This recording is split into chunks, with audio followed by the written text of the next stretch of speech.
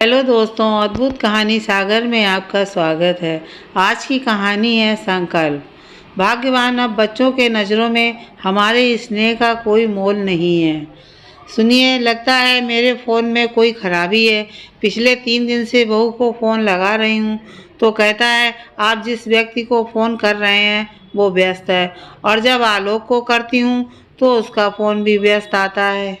अब ऐसा तो हो नहीं सकता कि दोनों को मेरी याद नहीं आती होगी। मेरे फ़ोन में ही कोई ना कोई खराबी होगी। पता नहीं कैसा फ़ोन आपने लाकर दिया। आशा जी अपने पति विनोद बाबू से कहती हैं। विनोद बाबू हंसकर बोले, आशा, एक बात कहूँ बुरा लगेगा, पर 100 आने सत है। बुढ़ापे में तुम्हारा स्नेह नहीं, हमारा साथ और ये फ़ोन ही काम आएगा। आशा जी बोली, ये आप कैसी बातें कर रहे हैं? क्या अपने बच्चों से बढ़कर ये फ़ोन हो जाएगा?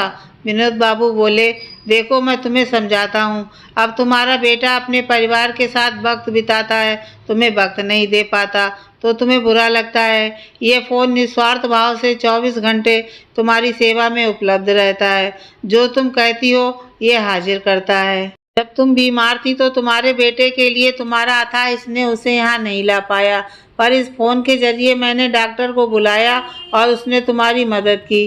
तो बताओ, तुम्हारी ममता से ज़्यादा ये काम आया कि नहीं?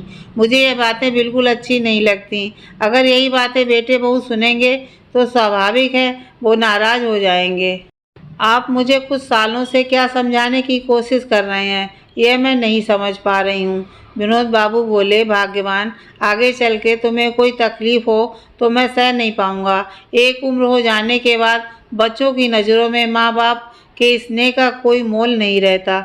इतना कहकर वो घर से बाहर चले गए।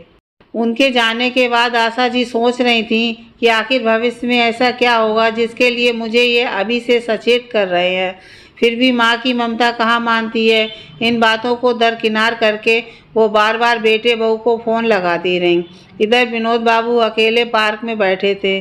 तभी उनके एक मित्र किशोर बाबू आए और बोले, क्या बात है विनोद बाबू, परेशान दिख रहे हैं?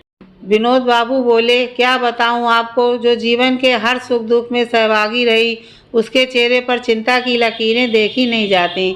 फिर उन्होंने सारी बात बताई। किशोर बाबू बोले, हो ना हो आपके बेटे बहू ने भाभी जी का फ़ोन नंबर ब्लॉक कर दिया होगा।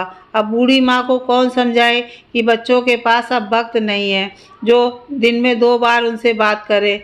और माँ की ममता है, बार बार पूछती होगी तुमने खाना खाया, तुम्हारी तबीयत कैसी है। ये तो माँ की अंधी ममता है जो बच्चे पहचान नहीं पा रहे हैं। किशोर बाबू बोले, आप लोग अक्सर मुझसे कहते थे कि इस उम्र में आपने बहुत बड़ी भूल कर दी कि बच्चों से अलग होकर रहते हैं। आज मैं आपको सच्चाई बताता हूँ। इन्हीं सब कारणों से मैंने ये फैसला लिया और ये घर अपने लिए रखा और सब कुछ अपने दोनों बच्चों और अपनी पत्नी के नाम कर दिया। विनोद बाबू बोले, अब तो आप खुद भुक्तभोगी हैं तो आपसे अपना दर्द क्या बयां करूं। आप ही कुछ सुझाव दीजिए कि मुझे क्या करना चाहिए। अपनी पत्नी आशा की ममता भरी आशाओं को मैं निराशा में नहीं बदलना चाहता, वरना वो टूट जाएगी। किशोर बाबू बोले, विनोद बाबू, बच्चों को समझाने से अच्छा है हम अपने मन को ही समझा लें। बेहतर होगा आप भाभी जी को आने वाले दुखों से लड़ने के लिए तैयार करें। आज वे फ़ोन नहीं उठा रहे हैं, कल को आना जाना कम करेंगे और फिर खुद को परिवार से अलग कर लेंगे। वो हमें दुख देंगे, उससे पहले हम अपने मन को मजबूत कर लेंगे। अगर हम अपने मन को पहले ही समझा लें तो उतनी तकलीफ़ नहीं होगी। ये अपने अनुभव से कह सकता हूँ। आगे चलकर कुछ ऐसा ही हुआ। पहले तो बच्चे आशा जी का फ़ोन नहीं उठाते थे। उसके बाद धीरे धीरे उन्होंने विनोद जी से भी बातें कम कर दिया। विनोद जी आने वाले खतरे को महसूस कर रहे थे। वो खुद से ज़्यादा पत्नी के लिए चिंतित थे, क्योंकि ऐसे तो औरतें बहुत मजबूत बनती हैं, पर जहाँ बच्चों की बात आती है उनकी ममता उन्हें कमज़ोर कर देती है। इसी उधेड़-बुन में विनोद बाबू एक रोज़ पार्क के आसपास टहल रहे थे। विनोद बाबू घर के लिए निकले। रास्ते में उन्होंने देखा एक माँ अपने बच्चे को समझा रही थी कि खाली दिमाग शैतान का घर होता है। अगर तुम किसी चीज़ में व्यस्त रहोगे तो इधर उधर की बातों पर तुम्हारा ध्यान नहीं जाएगा। यह बात तो सब जानते हैं। तो उसी चीज़ को विनोद बाबू ने अपने जीवन में उतारा और उन्होंने निर्णय किया कि आप आशा जी को किसी चीज़ में व्यस्त कर देंगे ताकि बेटे बहू के बारे में सोचने का वक्त ना मिले। विनोद बाबू ने अपनी बहन की लड़की किरण, जो कि एक समाज सेविका थी, उससे बात की और अपनी सारी परेशानी बतलाई। उसने कहा, आप मामी जी को मेरे पास लेकर आइए। अगले दिन विनोद बाबू किसी बहाने से आशा जी को किरण के पास ले गए।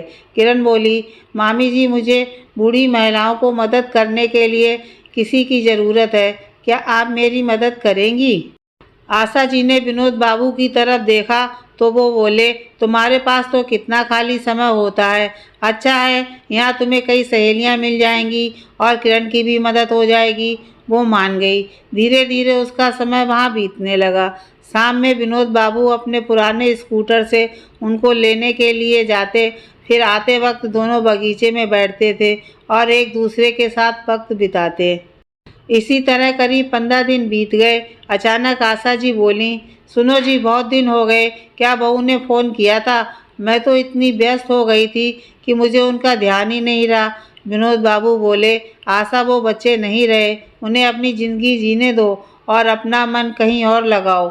मैं हूँ यहाँ, फिर भी तुम्हें मेरी चिंता नहीं, बस उनकी चिंता है। आशा जी बोली, आप ऐसा क्यों कह रहे हैं जी? विनोद बाबू बोले, सच कह रहा हूँ। उम्र के इस पड़ाव पर तुम्हारा बच्चों के लिए वही पुराना प्यार उनके लिए कोई मोल नहीं रखता। याद रखो, आखिरी समय तक हम दोनों ही एक दूसरे के काम आएंगे। इस बात को तुम जितनी जल्दी समझ लो, ज़िंदगी आसान हो जाएगी। मैं खुलकर तुम्हें बहुत कुछ कहना नहीं चाहता, क्योंकि तुम्हारे मन को बहुत ठेस पहुंचेगी। बात समझने की कोशिश करो कि आखिर क्यों वो लोग तुम्हें फ़ोन नहीं कर रहे हैं। आशा जी की आंखों में आंसू आ गए। वो बोली, मैं समझती तो बहुत कुछ हूँ जी, पर अपने मन को कैसे समझाऊँ? माँ का दिल है, समझने को तैयार नहीं कि बच्चे माँ के स्नेह को भूलकर बाहरी आडंबर में खो गए हैं। पर आपने सही कहा था, हम एक दूसरे के लिए काफ़ी हैं। अब मैं शिकायत का एक मौका भी नहीं दूंगी आपको। आशा जी को किरण के काम में मन लगने लगा था। एक रोज़ बेटे को शहर में कुछ काम पड़ा, तब उसने फ़ोन किया तो विनोद बाबू बोले, माँ को ममता के मोह में मत फंसाओ, उसे अपनी बची हुई ज़िंदगी जीने दो और तुम लोग अपनी ज़िंदगी जियो। वृद्ध आश्रम में उन्हें कई मित्र मिल गए थे। इधर विनोद बाबू अपने दोस्तों के साथ वक्त बिताते और जब खाली वक्त मिलता तो आशा जी के साथ वृद्धाश्रम में जाकर उनकी मदद करते थे, क्योंकि जब हम दूसरों के दुख को देखते हैं तो अपना दुख कम लगता है। अपने रिश्ते से आहत हो तो हताश होने की जगह दूसरों के दुखों पर नज़र डालें तो अपना दुख आपको कम लगेगा। जीवन में कभी भी खुद को किसी पर आश्रित ना रखें।